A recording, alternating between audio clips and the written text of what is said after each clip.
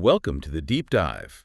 Today, you've brought us, well, an incredible stack of sources, all centered around a pretty groundbreaking AI-driven scientific study. We're about to explore the science of human rewards and rules for a flourishing future. Right, and it's not just one report, is it? It's this ambitious synthesis, really. Yeah. Pulling knowledge from neuroscience, psychology, sociology, economics, philosophy, even physics and history are in there. Wow. Our mission here, is to uncover what the study calls the science of the science. The science of the science. Yeah, what truly governs human motivation, social order, and ultimately how understanding this can help us, well, proactively shape a thriving future for humanity, Right. with AI playing a potentially crucial role. That's a massive undertaking. So, okay, let's start by unboxing this concept of human rewards. Wait. What jumped out at me immediately is just how much more complex human reward is than, simple pleasure. Oh, absolutely. Our brain's sophisticated reward system seems to orchestrate everything from just enjoyment to forming habits, driving us toward big goals. It's true. This system, as our sources laid out, isn't just one thing. It breaks down into three distinct psychological components. Okay. There's liking, which is that pure subjective pleasure you feel. Uh-huh. Then wanting, which is that motivational drive, the craving, sort of. Right. And then there's learning, where your brain forms these predictive associations about what will bring those rewards. Liking, wanting, learning. And here's where it gets, well, particularly insightful for me. These sources reveal that liking and wanting can actually become completely uncoupled. Yes, that's key. Take the extreme example they give of crack cocaine addiction. Someone might experience this intense wanting, like frantic chasing ghosts behavior, even when the liking, the actual pleasure, is gone or, severely diminished. Exactly. It shows how powerfully compulsive behavior can be driven just by the wanting system, even when it's clearly detrimental. Which, for an AI trying to understand or help human behavior, grasping that distinction is absolutely critical. You wouldn't want to reinforcing those maladaptive patterns. That's a profound point. And it brings us nicely to dopamine. Ah, yes, the famous one. Which is so often mislabeled, isn't it, as just the pleasure chemical. Right. What's really fascinating, and what the research shows, is that dopamine actually signals motivational prominence. Motivational prominence. Yeah. Explain that. Essentially how desirable or important something is. Its release powerfully reinforces behaviors, driving learning, habit formation. Okay. But here's the kicker. The anticipation of a reward can be as, or maybe even more influential than the reward itself. Really? Yeah, our sources call it a celebration in advance. Huh. Celebration in advance. I like that. Think about it. That explains so much about why we set ambitious goals, perhaps, or how something like speculative markets can surge based purely on future expectation. It really does. And building on that, get this social media likes. They activate the exact same brain circuits, specifically the VTA and the nucleus accumbens, those core reward pathways. The very same ones. As things like money or even food. Yeah. It's kind of startling, isn't it? It is. That's a powerful biological truth right there. It just shows how fundamentally ingrained our need for social validation is. Yeah.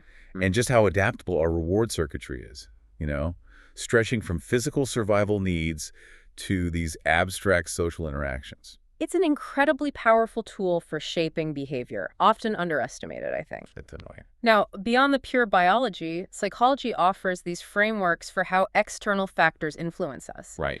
Incentive theory, for example, suggests we make decisions based on a kind of cost-benefit analysis. We're constantly being pulled towards goals by potential rewards. Okay. Then there's operant conditioning, B.F. Skinner. Skinner, yeah. Rewards and punishments. Basically, yeah. Behaviors are shaped by their consequences. We tend to repeat what's rewarded and, well, avoid what's punished. You see this everywhere, don't you? Social media likes, perfect example of positive reinforcement for posting content. Makes you want to do it again. Classic case. But the sources reveal this profound paradox with these extrinsic rewards, these outside rewards. Ah, yes. The undermining effect. Exactly. Offering a reward for something can actually hijack a person's inherent interest in it. You end up maybe preferring easier tasks that guarantee the reward, even if they're less fulfilling intrinsically. Which can lead to short-term gains, sure, but potentially a real long-term loss. Diminished creativity, even weakened self-regulation. Right. And the problem deepens because this dependency means that if the external reward is ever removed, The behavior just stops. it might just stop altogether. Yeah. It's a fundamental challenge in how we design systems, from education to workplace motivation. We also uncovered this thing called a temporal bias in habit formation. Temporal bias. Meaning negative habits often offer immediate, tangible gratification. Think smoking, unhealthy eating. Right. Instant reward. While positive ones like exercising or saving money offer delayed, incremental rewards, much harder to stick with. Yeah, that makes sense. So if AI is to truly help us cultivate healthy behaviors, it needs to find ways to counteract this temporal bias. Oh, do that. Well, maybe by making those delayed rewards feel more salient somehow, more immediate, or finding ways to introduce some kind of immediate, intrinsic satisfaction into the positive habits. Interesting challenge. Now, shifting our gaze a bit wider, social exchange theory. Ah, yes, the social ledger. It offers this fascinating lens, viewing human interactions as a continuous balancing act. Rewards and punishments, again. Even what we see as altruistic actions can be viewed through a kind of economic logic, they say, where we're subconsciously calculating the profits from our interactions. And these rewards can be anything, right? Not just money. A smile, respect, information. Exactly. A simple nod. This really implies a kind of universal economic framework underlying all human social behavior. That's a big claim. It is. But imagine the implications. An AI could potentially analyze social networks, looking for subtle imbalances in these exchanges. And predict what? Relationship problems. Maybe relationship strain, yeah. Or even broader societal unrest, perhaps. It suggests this powerful, unifying mechanism for motivation that kind of spans across all these different life domains. So what insights does this give us for the real world? I mean, how does this play out? Well, the principles of how rewards work, whether it's in the workplace, our relationships, health behaviors, they show remarkable consistency. Like how? For example, non-monetary rewards. Right. Things like flexible work schedules or just simple recognition. Yeah. They're often far more crucial for employee loyalty than straight cash. And they're often low cost. Why is that? Because, as we discussed, money as an extrinsic reward can sometimes undermine that intrinsic motivation, that internal drive. Right. The hijacking effect again. Precisely. So this suggests that successful reward strategies in one area, say fostering intrinsic motivation in schools, could have direct applicability, maybe even predictive power in totally different areas, like employee engagement or getting people to stick to health regimens. So the underlying principles are transferable. That's what the synthesis suggests, yeah. Okay, now let's bring in philosophy. This adds another layer. Oh, absolutely. Crucial layers, prompting these deeper questions about purpose, free will. So how does philosophy view rewards? Well, you've got different camps, utilitarianism and its cousin consequentialism. They essentially see rewards as tools. Tools for what? To achieve the greatest good for the greatest number. If a reward system leads to the best outcomes for society overall, then it's ethical from that perspective. Okay, outcome focused. All right. But then you have someone like Kant. Kantian philosophy argues that truly moral actions must spring from a sense of duty. Not for the reward. Not from expecting personal gain or even necessarily a good outcome. It's about the principle, the duty itself. Different motivations entirely. And our sources even touch on Nietzsche, who challenged the whole idea of suffering being inherently bad. Maybe it's necessary for growth. That's a powerful tension, isn't it? This push for collective good using rewards versus the potential for those same rewards to undermine genuine moral agency, that Kantian sense of duty. Exactly. And if an AI were ever tasked with designing reward systems for societies... Which is not science fiction anymore. Not at all. It would absolutely have to confront this philosophical divergence. It would need to navigate these really delicate trade-offs between collective well-being and individual autonomy. That's a huge design challenge for future AI systems. Not just technical, but deeply ethical. And it brings up another vital point. Abraham Maslow's hierarchy of needs. Ah, the pyramid. Basic needs first, then higher needs. Right. It beautifully illustrates that what counts as an effective reward isn't static. It changes. It evolves as our basic human needs are met. So what's rewarding to someone struggling for food is different from someone seeking self-actualization. Precisely. For an AI, this means any kind of one-size-fits-all reward system is bound to fail. Makes sense. It absolutely needs to understand the current shifting needs of individuals or whole communities to offer incentives that are genuinely rewarding and actually effective. Okay, that's a deep dive into rewards. Let's pivot now. Let's talk about rules. Right. The other side of the coin.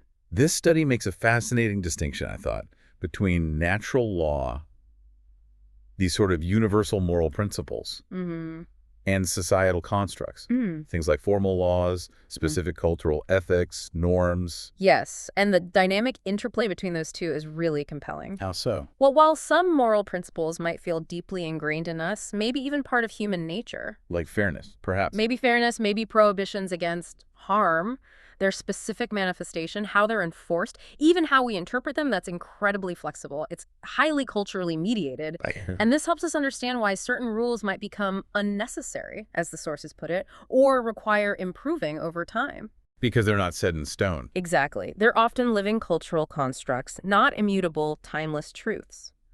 So for an AI analyzing right and wrong, it means it has to account for both those, let's say, universal ethical underpinnings and the vast diversity of culturally specific moral norms. What's particularly insightful here, I think, is that ethical norms often adapt much faster to societal changes, like new technologies. Faster than formal laws, definitely. Right. So ethics frequently serve as this crucial, informal regulatory mechanism in rapidly evolving environments. Kind of like a first responder. Yeah. You see ethical debates happening, and that discourse often precedes and ultimately informs how we develop new legal frameworks. It's like a societal early warning system. That's a good way to put it. Looking even deeper, rules are profoundly intertwined with human evolution itself. How do evolution and rules connect? Well, the development of human culture, as these sources argue, effectively usurped biological evolution in many ways. Usurp it. Yeah. Instead of relying solely on genetic adaptation over millennia, we started creating artificial environments, societies, technologies, rule systems, where cultural fitness, how well you adapt to the societal rules and norms, often replaced pure biological fitness as the main driver of survival and reproduction. Wow. That's a mind-bending idea. It is. That our human nature and the rules we live by are mutually constitutive. They're constantly shaping each other. Exactly. It means their effectiveness, why some rules work and others don't, depends on understanding their evolutionary context. And this also helps explain why some seemingly unnecessary rules might stick around. Precisely. They could have been culturally advantageous in a past context, maybe thousands of years ago. Even if their original purpose isn't obvious to us now, they become embedded. This leads to an important observation about fairness, which you mentioned earlier. Yeah. Its evolutionary basis, according to this view, isn't rooted in some abstract, absolute moral principle. No. Then what? It's pragmatic. Fairness is crucial simply to reap the benefits of continued cooperation. Ah, okay. It greases the wheels of working together. Basically. Violations of fairness, even minor ones, can quickly destabilize cooperative systems because they undermine the predictability and trust you need for ongoing collaboration. That makes sense. And it provides a clear scientific rationale for why perceived fairness in human results, the outcomes of our interactions or systems, is so incredibly vital for social stability. So, pulling this together, what does this all mean for society? Rules seem to serve these, well, almost contradictory purposes. How so? They maintain social order, keep things stable, preserve the status quo. Stability function. But simultaneously, they act as these dynamic, adaptive mechanisms that have to evolve to address new challenges, new technologies, new situations. Right. Adaptation function. So a healthy society, the sources seem to suggest, needs this constant dynamic equilibrium, a balance between stability and flexibility in its rule systems. That's a key takeaway. And it implies that human results, the actual observed outcomes of human behavior and societal interactions, are essential feedback loops. Feedback for what? For this adaptive process. They signal when the existing rules maybe aren't working anymore, aren't serving their intended purpose. Or worse, creating bad side effects. Exactly. Unforeseen negative consequences. That feedback loop prompts society to reevaluate and adapt its rules. Now, this deep dive also highlights a critical window in development: childhood. Ah, yes. Early life. Children show this really strong responsiveness to rewards, especially material ones, apparently, and a remarkable tendency to imitate behaviors they see being rewarded. It underscores childhood as this incredibly crucial period for shaping our fundamental motivational patterns, absolutely. And those early life reward systems, they have profound and lasting impacts, right? Huge impacts. On an individual's intrinsic motivation, their ability to self-regulate later in life, it all starts early. So for an AI, maybe designing educational tools or even parenting guidance, It becomes imperative to prioritize strategies that actually foster that intrinsic motivation, that internal drive, that sense of self-efficacy, rather than just aiming for short-term compliance achieved through external conditioning, through rewards and punishments. That's a critical distinction for ethical AI development in this space. And what's truly fascinating, going back to that paradox, is the paradox of control in education specifically. Right. When rewards are used in a controlling way, they consistently seem to undermine intrinsic motivation. There's that classic example in the sources. The drawing study. Yeah. Children promised a reward for drawing phi, subsequently drew less on their own time than kids who weren't promised anything. It illustrates how those external rewards can inadvertently overshadow the internal drives, creating this kind of reward dependency that strips away genuine interest. So the reward actually backfires in the long run. It can, yes. Which suggests the optimal reward, then, isn't really a specific item or prize. What is it then? It's about cultivating a developmental environment, one that nurtures an internal locus of control, a sense of self-efficacy. How do you create that environment? By being autonomy supportive, as the researchers call it, praising effort over fixed traits, empowering children to set their own goals, that kind of environment acts as a sort of meta-reward. A meta-reward. Interesting. Yeah, it fosters deep, lasting, intrinsic motivation, which is far more valuable than temporary compliance. Now, something else that came up, which I found really interesting, was the connection to nature. Ah, yes. Biophilia, perhaps. Our sources reveal that just exposure to natural environments consistently increases things like empathy, cooperation, altruism. And reduces stress levels, improves cognitive function. Right. So what does that mean in this context of rewards and rules? Well, it suggests that access to nature itself might function as a kind of fundamental, maybe even evolutionarily ingrained reward. Nature as a reward. Yes, a reward that actively facilitates our adherence to cooperative rules and norms. It makes us more pro-social. So there's a direct link between environmental health and social health. That's what the evidence points towards. A causal link, almost. So for an AI aiming to contribute to a balanced universe, as the study puts it, preserving and integrating natural environments into its models for societal well-being isn't just, a nice bonus. It's critical. Okay, but on the flip side of all this understanding, there's a dark side, isn't there? Oh, absolutely. Understanding human reward systems gives you power. And history is just replete with examples of leaders manipulating these very systems, economic, social, psychological. To control populations, mobilize support, suppress dissent. Yeah. Yes, from, say, Alexander the Great's use of psychological warfare tactics. Right. To someone like Boss Tweed in New York using economic control through patronage, handing out jobs and favors. Okay. And even modern examples like the FBI's COINTELPRO operations planting false media stories to discredit civil rights groups. So these historical examples clearly demonstrate that this science of human rewards is a seriously powerful tool. And like any powerful tool, it can be and has been wielded for oppression. Which means an AI's understanding of these mechanisms Carries inherent ethical risks. Huge risks if its deployment isn't rigorously constrained and guided by strong ethical principles. And what's striking looking at those examples is that leaders rarely manipulate just one thing in isolation, do they? No, it's usually synergistic. They combine psychological manipulation, economic controls, social status games. Right. Boss Tweed's control, for instance, it involved manipulating jobs, that's economic reward, controlling elections, manipulating the rules. Yep. And providing social services, a kind of social reward, building loyalty. It's a multi-pronged approach. It creates a much more totalizing system of control when you hit multiple reward pathways simultaneously. Definitely. And this leads us to think about ideologies. Political ideologies, religious ideologies. That's how they fit in. They aren't just belief systems floating in the ether. They function as powerful frameworks that define, distribute, and even manipulate rewards and punishments. within groups and between groups. Exactly. They establish in-group rewards, belonging, status, salvation, whatever it might be, and often out-group punishments or threats. And the sources connect this to conflict. Yeah, they highlight this as a key reason why humans, unfortunately, tend to break the rules concerning their own cultures and try to eliminate other cultures. Ideology fuels that by structuring the rewards and punishments. That's sobering. Shifting gears slightly, what about the neuroscience of morality itself?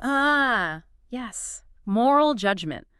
What's fascinating here is that while the content of what we consider right or wrong can vary wildly across cultures, Which it clearly does. right, the underlying cognitive process of making a moral judgment, the brain mechanics, might actually be fundamentally similar across all humans. So the how of judging is maybe universal, even if the what isn't. That's one hypothesis being explored. And another crucial observation from the sources, Yep. our sense of agency, our perception of being responsible for our own actions. Apparently, that sense of agency decreases when individuals are just following orders. Regardless of whether they're civilians or military. Regardless, according to this research. Yeah. Which has profound implications for understanding moral responsibility, doesn't it? It really complicates traditional notions of right and wrong. When actions are performed under command, who is truly responsible? Yeah.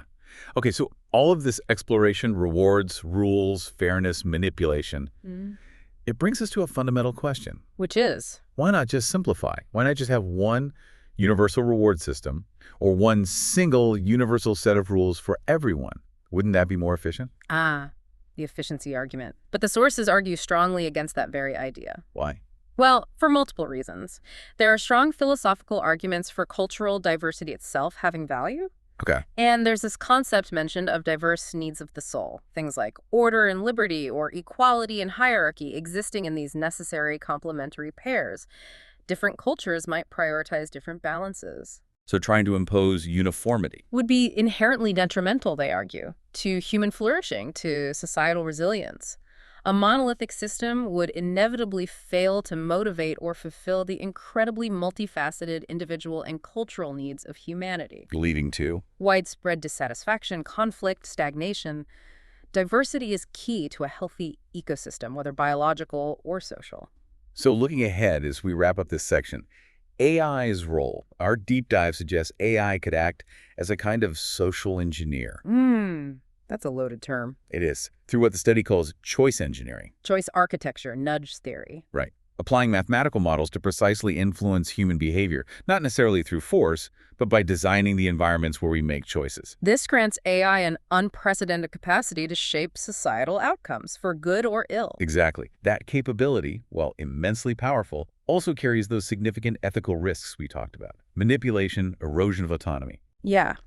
The best possible scenario, as the sources envision it, involves AI empowering individuals and societies, helping us make better choices according to our own values. Rather than just directing us. Right. Ensuring its interventions prioritize human agency and overall long-term well-being. And what's truly thought-provoking is that AI could potentially model the human smarts in human ideologies. How so? By applying things like social physics, mathematical modeling.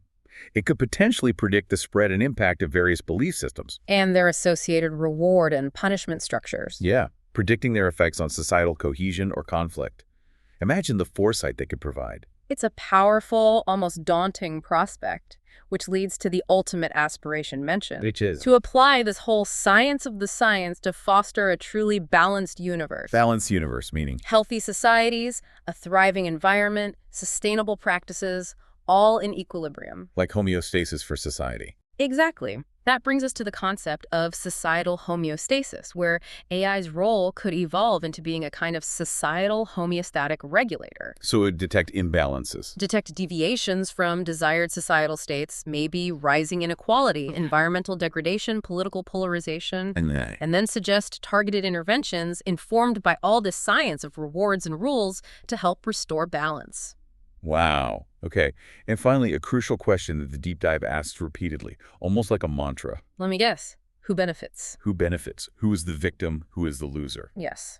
This positions AI, potentially as a powerful equity auditor. An equity auditor for reward and rule systems. Exactly. By systematically analyzing the distribution of positive and negative outcomes across populations, Wow. AI could highlight systemic inequities, identify vulnerable groups, and provide objective, data-driven evidence to inform interventions aimed at creating more just and equitable societies. So it could bring transparency and accountability to societal design. That's the hope. That's the potential upside of applying this knowledge ethically. Okay, we've certainly journeyed through an intricate landscape today. Human rewards, rules, from the deep biology of our brains all the way to the grand evolution of our societies, and this profound, potentially transformative role AI is set to play. Yeah. We've seen how even tempting extrinsic rewards can, perhaps ironically, undermine our intrinsic motivation. Yeah, paradox. Yeah. How rules aren't just static impositions, but these dynamic, co-evolving mechanisms. Living things almost. And how deeply ingrained that need for fairness really is in our cooperative nature. Absolutely fundamental. And yes, we've also squarely faced the dark side, how understanding these very principles can be and absolutely has been leveraged for manipulation and control throughout history. But ultimately, I think this deep dive powerfully emphasizes the necessity of diversity. Diversity in human needs, human cultures, arguing strongly against any single monolithic system. Right. And instead, maybe envisioning AI as a kind of societal intelligence system, one that promotes autonomy, fairness, and helps us navigate towards that balanced universe. So what does this all mean for you, listening right now as you go about your day? Yeah, the takeaway. Maybe consider how even the smallest reward you seek, that cup of coffee, that praise from your boss, that like online, or the simplest rule you follow, maybe stopping at a red light, queuing in line, how it connects to this grand science of the science we've just explored. It's all interwoven. And maybe think about how you might be part of shaping its future, whether consciously or not, just by understanding these fundamental drivers of human behavior. What stands out to you from this deep dive? This is DigitView.